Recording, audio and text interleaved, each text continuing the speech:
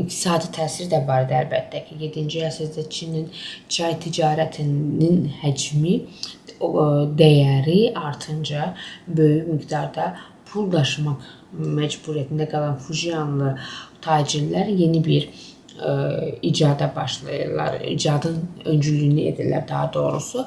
Bu da kağız pulun istifadəsinə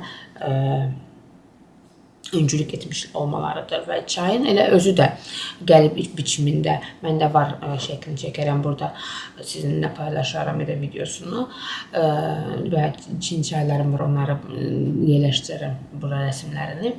Deməli, özü də gəlib biçimində bir pul olaraq istifadəyə girildi. Məqsədi əslində çox uyğun idi.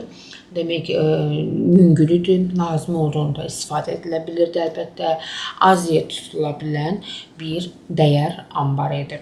Və kağız pulun, düşünün ki, imperatorluqdan uzaqlaşdıqca kağız pulun dəyəri əlbəttə ki, itirir.